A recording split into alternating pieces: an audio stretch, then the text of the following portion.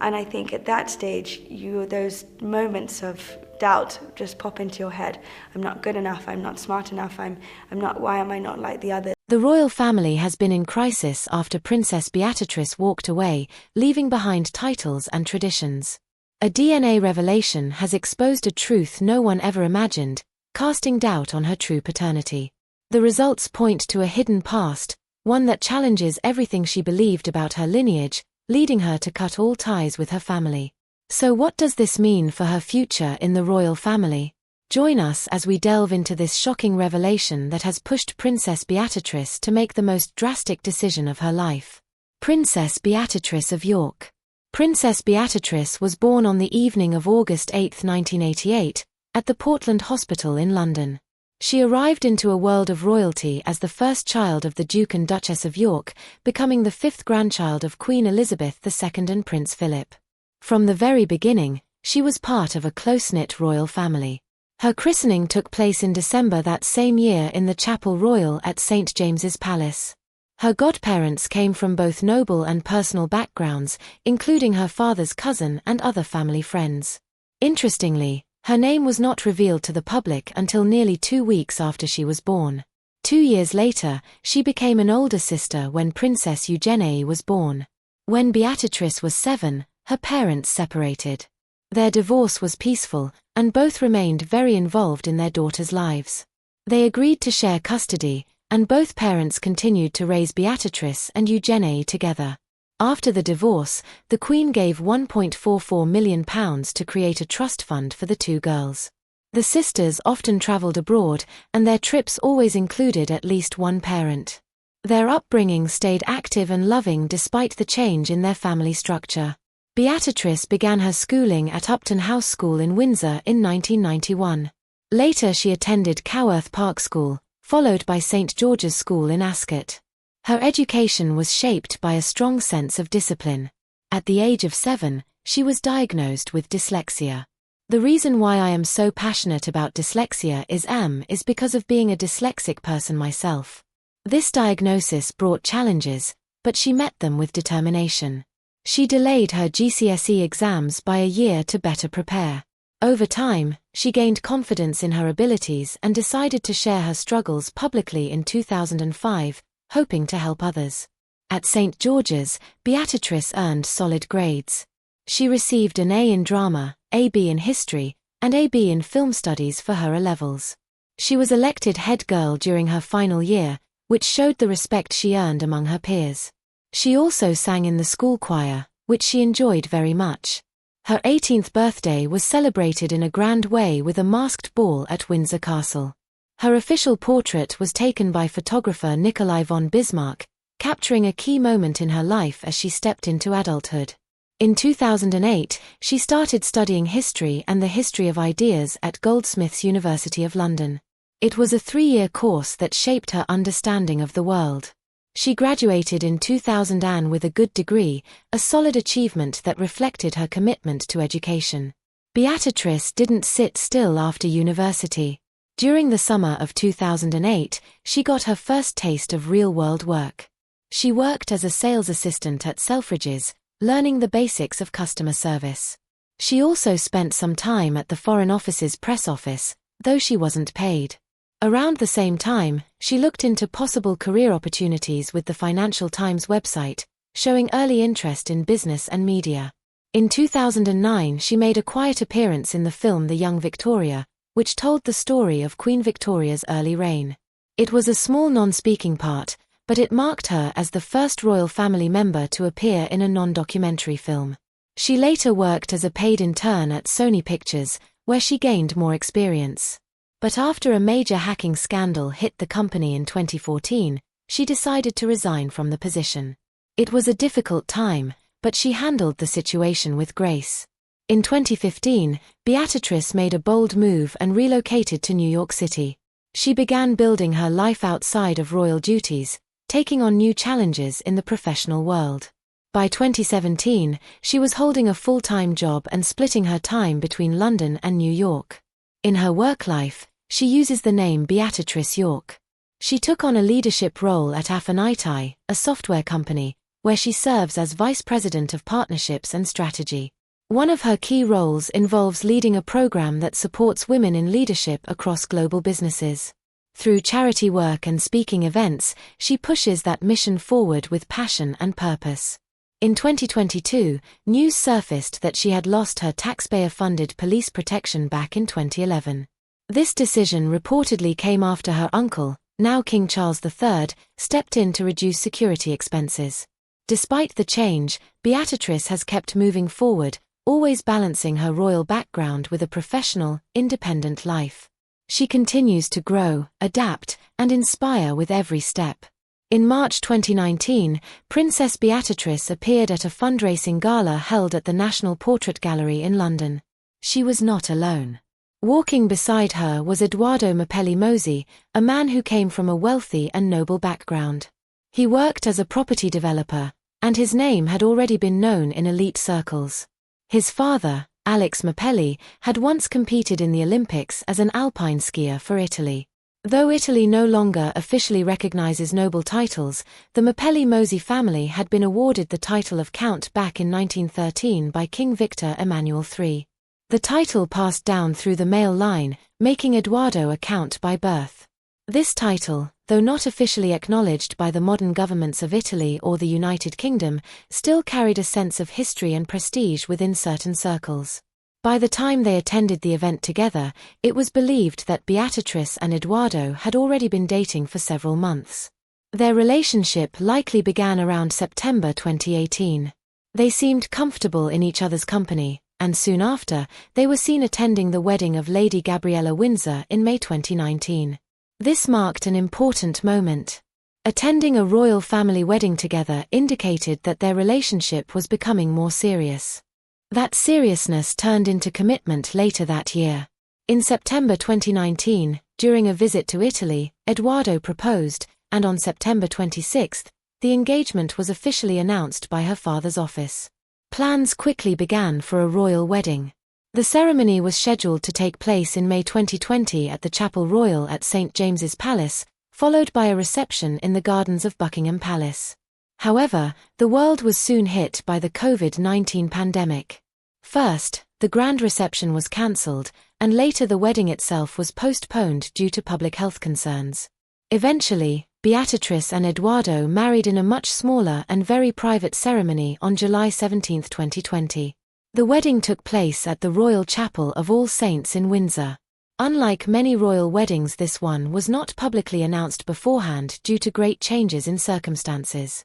Her father, Prince Andrew, had become deeply involved in controversy due to his connections with Jeffrey Epstein, a convicted criminal who later lost his life in prison. After a damaging television interview, Prince Andrew stepped back from royal duties. And this had a significant impact on Beatrice's wedding plans. Although he still walked her down the aisle, he was not included in the official photos released to the public. The once grand celebration became something much quieter and more intimate. For the ceremony, Beatrice wore a special dress. It was a vintage Norman Hartnell gown that had belonged to the Queen. It had been carefully altered for her, and it carried a strong connection to her family's legacy. She also wore the Queen Mary fringe tiara, the same tiara the Queen had worn at her own wedding. Beatrice stepped into a new role not only as a wife but also as a stepmother. Her husband already had a son, Christopher Wolfe, affectionately called Wolfie, from a previous relationship. In September 2021, Beatrice gave birth to her first biological child, a daughter named Sienna Elizabeth Mapelli-Mossi. Sienna was born at Chelsea and Westminster Hospital in London. At the time of her birth, she was 11th in line to the British throne. After the passing of Queen Elizabeth II in 2022, Sienna moved up a place to become 10th in line. Sienna was christened at the Chapel Royal at St. James's Palace in April that year. Shortly after, the family moved out of their apartment in London and settled in a large manor house in the Cotswolds, enjoying a quieter life in the countryside. In January 2025, Beatrice gave birth to her second daughter, Athena Elizabeth Rose Mapelli-Mossi. The baby arrived several weeks early, once again at Chelsea and Westminster Hospital. Athena became 11th in line to the throne, following right behind her sister. What makes these children unique in the royal family is that unlike many of their cousins, Sienna and Athena are actually eligible for noble titles. This is not due to their royal mother but instead through their father. As an Italian count, Edoardo passes on his title to his children. That means Sienna and Athena are both born with titles either as countesses or as noble donna, a traditional Italian noble rank. In contrast, neither Beatrice's children nor her sister Eugenie's children are entitled to British royal titles. Since they are not grandchildren of the monarch, they do not qualify for such titles under the rules of the British royal family. However, through their father's noble bloodline, Sienna and Athena still carry a unique heritage that ties them to European aristocracy. Meanwhile, a quiet whisper had begun to echo through royal circles, gaining strength with every word: Princess Beatrice's true paternity. It started small, just a murmur, an unconfirmed rumor. But it didn't take long for the story to grow into something far more serious. Soon it wasn't just idle gossip anymore. It was everywhere, stirring questions, raising eyebrows, and pulling the royal family into the center of a growing storm. At the heart of it all was a shocking claim.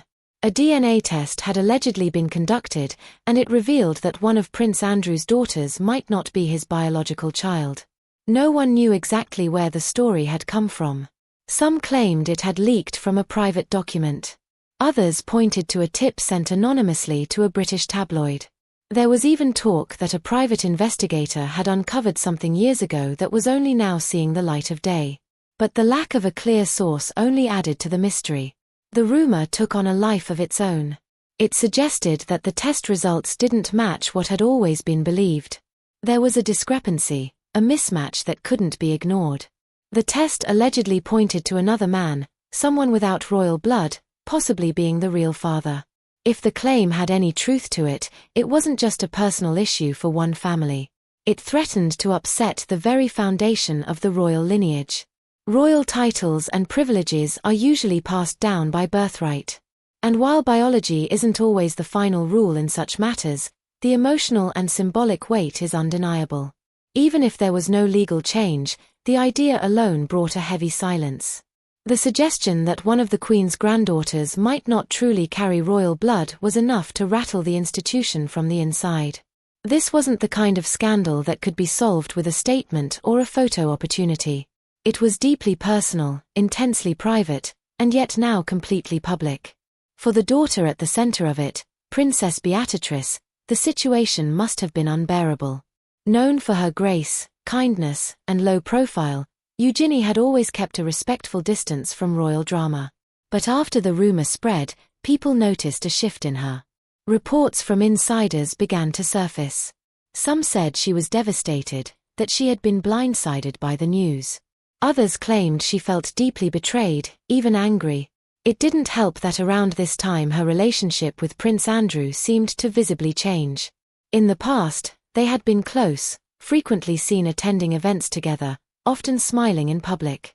But now something was different. She was showing up alone or only with her husband Jack Brooksbank. Her father, once at her side, was no longer part of those moments. During one major public appearance, the distance between Beatrice and her father was impossible to ignore. There was no interaction, no shared smiles. They kept apart both physically and emotionally. Their body language spoke louder than any press release. And then came the subtle clues online. Beatrice stopped sharing posts related to her father. Her social media, once sprinkled with warm throwback photos, now focused only on her child, her husband, and her charity work. The absence was telling. The silence around her father was no longer mild. It was deliberate. Some close to the family claimed she needed space, that she had started asking difficult questions a long time ago, but the DNA rumor became the final turning point.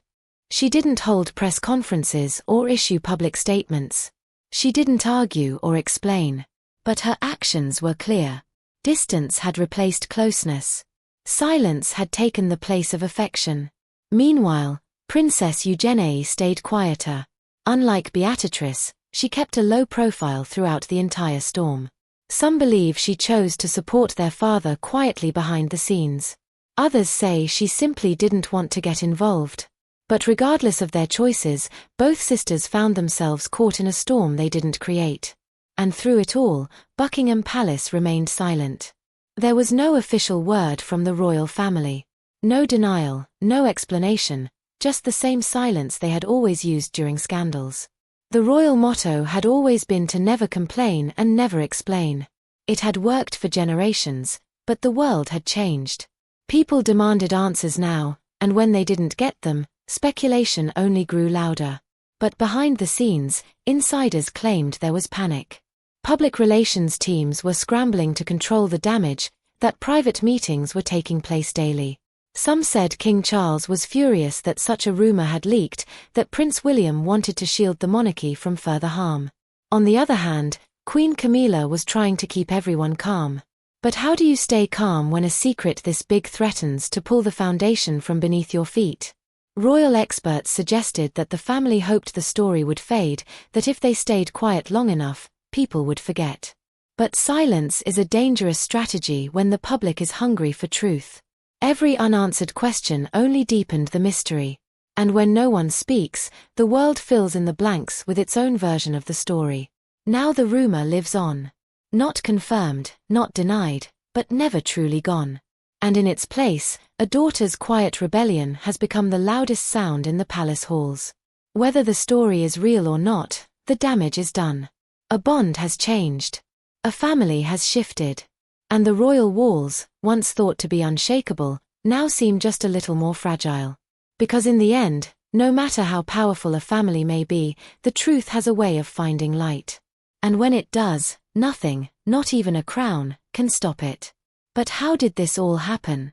The truth about the Duke and Duchess of York, Prince Andrew's relationship with Sarah Ferguson, began taking a serious turn in the 1980s, though the roots of their bond went back much further. They had known each other since childhood. Growing up in the same circles, they often crossed paths at high society events like polo matches. For years, they were simply acquaintances. But in 1985 at Royal Ascot, something shifted. They reconnected. And from that moment, their relationship grew deeper and stronger. What began as a warm friendship soon became something more meaningful. Within a year, they were engaged. On July 23, 1986, they were married in an extravagant royal ceremony held at Westminster Abbey. The wedding drew attention from around the world. That day, Prince Andrew received new titles from Queen Elizabeth II. He became the Duke of York, Earl of Inverness, and Baron Kill. These titles, once held by his grandfather and great-grandfather, tied him more firmly to the heritage of the royal family. In the early years of their marriage, things seemed happy and full of promise. They had 2 daughters, Beatrice and Una, who became the center of their world. The couple often appeared in public with warm smiles and a united front. Their life looked perfect from the outside, but behind the scenes, things started to shift. Prince Andrew's commitment to his naval career kept him away from home for long stretches. His constant traveling and the intense scrutiny from the press began to affect their relationship. Sarah, often left alone to raise their young children, found herself under growing pressure. By March 1992, the strain was too great. The couple publicly announced their separation. At the time, the split seemed respectful and without bitterness. Many believed there might still be hope for reconciliation. But that hope faded later the same year when private photographs of Sarah and her financial advisor John Bryan were splashed across the newspapers. The images caused a major scandal and left the royal family embarrassed. Although Sarah explained that Bryan was only helping her with financial matters and Andrew chose to believe her, the damage had already been done. The public judgment was unforgiving. Their divorce was finalized on May 30, 1996. Still, even after their marriage officially ended, Andrew continued to speak kindly about Sarah. Their shared devotion to their daughters helped them remain close. They didn't just co-parent, they continued to live together. Their home, Sunning Hill Park, located near Windsor Great Park, had been specially built for them in 1990. It was a modern, sprawling estate that allowed them to raise their children in a peaceful and private environment. They stayed there together for several years, trying to give their daughters a stable life despite the divorce. In 2004, Prince Andrew moved out of Sunninghill Park and into the Royal Lodge, a historic and elegant residence that had once been home to the late Queen Mother. The Royal Lodge held a deep emotional significance for the royal family. Queen Elizabeth II had spent parts of her childhood there, and it carried with it a sense of history and tradition. Sarah moved to Dolphin House in Englefield Green, which was not far from Andrew's new residence. This allowed the family to remain close and maintain a routine. However, in 2008, a fire broke out at Dolphin House. Sarah was forced to leave and moved back into the Royal Lodge with Andrew. It was an unusual situation for a divorced couple, but it reflected the strength of their bond. Even though their romantic relationship had ended years earlier, they still leaned on each other for support. Living under the same roof again brought them closer as parents and friends. Their daughters continued to have both parents actively involved in their lives, and the family presented a united front. But their peaceful life soon faced another kind of pressure. The Royal Lodge, while beautiful and historic, came with enormous costs. Prince Andrew held a unique lease on the property. In a rare agreement, he paid a one-time fee of £1 million and committed to spending another £7.5 million on renovations and upkeep. This lease gave him the right to live there for 75 years as long as he covered all maintenance and financial responsibilities.